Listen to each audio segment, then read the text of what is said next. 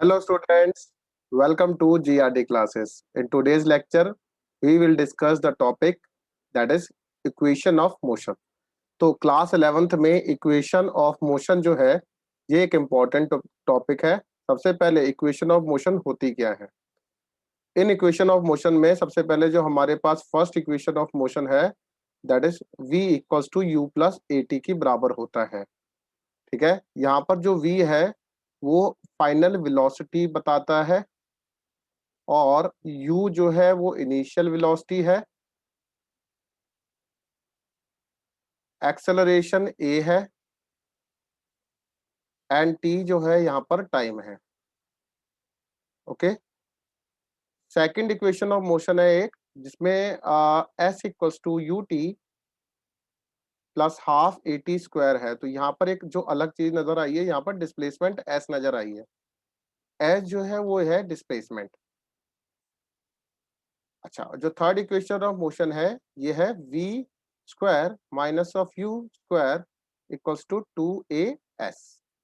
तो ये हमारे पास तीन इक्वेशन ऑफ मोशन है जिसको मैं वन बाय वन यहाँ पर डिराइव करूंगा और इनका रिलेशन निकालूंगा। तो हम कैलकुलस मेथड के द्वारा इसको ड्राइव कर रहे हैं। तो टॉपिक है first equation of motion. First equation of motion हम फाइंड आउट करना चाहते हैं किस तरीके से ये डिराइव होती है। तो ये कैलकुलस मेथड हम यूज करेंगे। तो हमें सभी बच्चों को पता है कि वी नो दैट एक्सेलरेशन जो होता है वो dv बाय dt की बराबर है, that is change in velocity by time taken. तो यहाँ पर मैंने देखा कि जो dv है वो किसकी बराबर हो जाएगा, a into D T. Okay, तो ये dt जो है ये लेफ्ट डायरेक्शन में चला जाएगा। अच्छा, अब मैं यहाँ पर इंटीग्रेट कर दूंगा सो दैट मुझे ये एक प्रॉपर वैल्यू दे। ठीक है, तो कहता है integrate above equation with proper limit. तो अब मैं यहाँ पर प्रॉपर लिमिट्स लगाऊंगा। तो यहाँ पर इंटीग्रेट कर दिया मैंने dv को। इसकी जो इनिशियल वेलोसिटी है वो u है एक पार्टिकल की, और जो फाइनल वेलोसिटी है वो v बताती है। ऐसे ही एक्सेलरेशन मैंने इंटीग्रेशन से बाहर निकाला। इनिशियल जो टाइम था मेरे पास 0 था, फाइनल टाइम जो है वो t2 वो t की बराबर है। ओके, अब dv का इंटीग्रेशन क्या होता है तो सभी बच्चे जानते हैं। इंटीग्रेशन की क्लास में मैंने आप सभी बच्चों को बताया था कि जो dv है वो v की बराबर होगा। अब यहाँ पर लिमिट्स लगी हुई हैं, तो v2 v है और v1 जो है वो u की बराबर है। यहाँ पर एक्सेलरेशन है dt का इंटीग्रेशन t बन जाएगा और ये t2 t की बराबर है और बेटा t1 जो है वो 0 है। ओके, अब इसके बाद आपको क्या करना है, पहले ऊपर की वैल्यू पुट करते हैं अपर लिमिट। तो v2 फिर माइनस का साइन लगाएंगे, फिर v1 पुट करेंगे। इसी तरीके से सबसे पहले t2 अपर लिमिट पुट करेंगे, फिर माइनस का साइन लगाएंगे, फिर t1 पुट करेंगे। तो इस तरीके से मुझे पता चल जाएगा कि v2 जो है वो v की बराबर है। माइनस का साइन लगाया और यहाँ पर u लिख दिया u1 की v1 की जगह।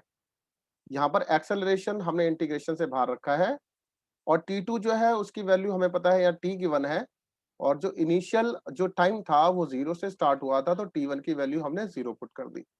तो v minus u which is equals to 80 and now we have v equals to u plus 80। I hope कि ये फर्स्ट इक्वेशन ऑफ मोशन आपको क्लियर हुई। अब इसके नेक्स्ट, अब है second equation of motion. Second equation of motion में देखते हैं, आप सभी को पता है यहाँ पर डिस्प्लेसमेंट का यूज हुआ है। तो आप सभी क्या जानते हैं कि वी नो दैट वेलोसिटी किसकी बराबर होता है, dx बाय dt, है ना। तो बेटा यहाँ पर v जो था अभी हम निकाल कर आए हैं वो u प्लस ए टी की बराबर है बाय इक्वेशन 1, है ना। तो बेटा हमने v की जगह पुट कर सकते हैं u plus a t which is equal to dx by dt। Clear. तो अब यहाँ पर जो dx हो जाएगा u प्लस ए टी और पूरे ब्रैकेट के साथ dt मल्टीप्लाई हो जाएगा। अब अगेन यहाँ पर मैं इंटीग्रेट कर दूंगा इसे, integrating above equation with proper limit.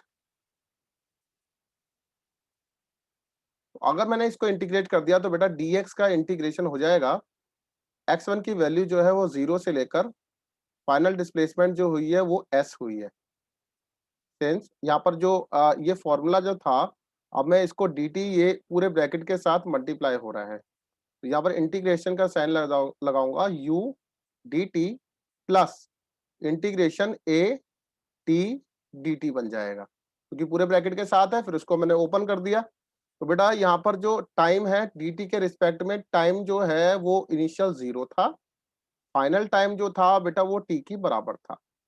Initial time जो था वो 0 था, फाइनल टाइम जो था वो t की बराबर था। क्लियर?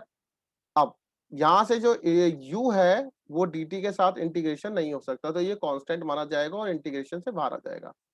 सिमिलरली एक्सेलरेशन भी जो है वो इंटीग्रेशन से बाहर आ जाएगा, क्योंकि t dt ही इंटीग्रेट होगा t के रिस्पेक्ट dt के रिस्पेक्ट में। तो बेटा dx का जो इंटीग्रेशन होता है वो x की बराबर है, फिर एक हम स्क्वायर ब्रैकेट लगाएंगे और बेटा x1 की वैल्यू यहाँ पर 0 और x2 की वैल्यू s पुट कर देंगे।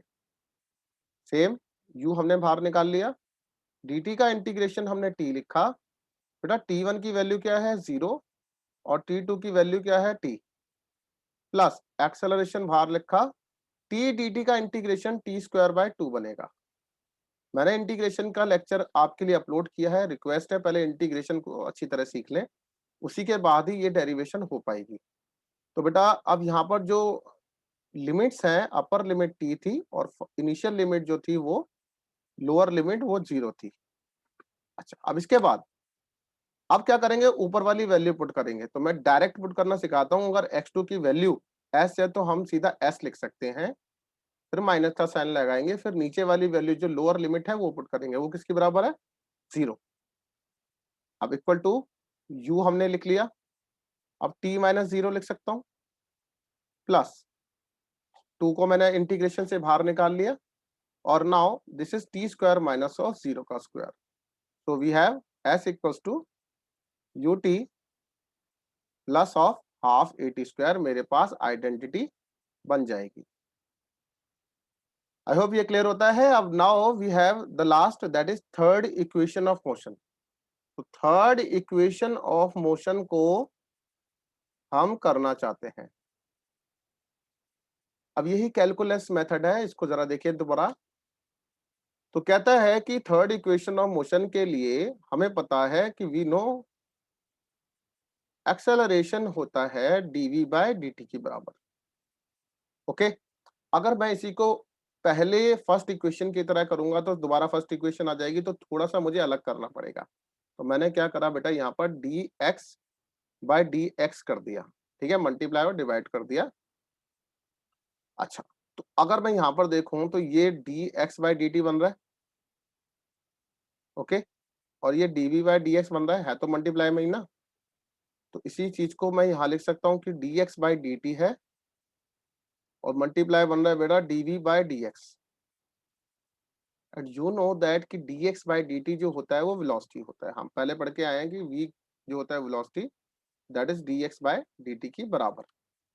तो एक्सेलरेशन जो हो जाएगा वो यहाँ पर हम पुट कर सकते हैं v, ठीक है, डॉट dx बाय dt की जगह हमने v लिख दिया और यहाँ पर लिख दिया dv बाय dx। ऐसा होने से अब क्या होगा, अब dx a के साथ मल्टीप्लाई हो जाएगा और we have v into dv बन जाएगा। क्लियर? अच्छा, अब मैं यहाँ पर लिमिट पुट कर देता हूँ। नाउ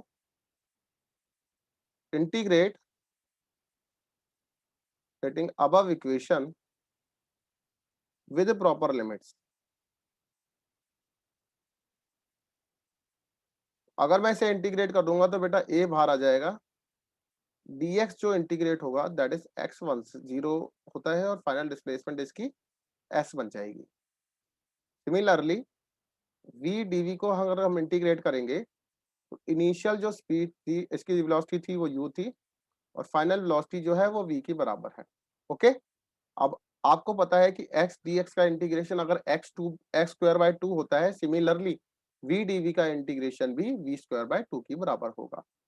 तो बेटा यहाँ से ए तो बाहर है ही, तो डिस्प्लेसमेंट का dx का हो जाएगा x, यहाँ पर x2 फिर x1, 0 से लेकर s तक। ये बन जाएगा v स्क्वायर बाय 2, v2, यहाँ पर v1 है और ये इस तरीके से है, ठीक है? अब यहाँ पर देखिए तो ये हो जाएगा इसके बाद a, अब अपर लिमिट पुट करेंगे s, फिर लोअर लिमिट पुट करेंगे s तरीके से। 1/2 हमने ब्रैकेट से बाहर निकाल लिया। पहले अपर लिमिट v स्क्वायर, फिर माइनस का साइन लगा के फिर लोअर लिमिट हम पुट कर देंगे, ठीक है? तो अब यहाँ पर बन जाएगा 2as which is equal to v square minus of u square. तो ये जो थी हमारी थर्ड इक्वेशन ऑफ मोशन थी। आई होप कि आज के लेक्चर में हमने ये जो इक्वेशन ऑफ मोशन करा है आपको क्लियर होता है। Thank you very much.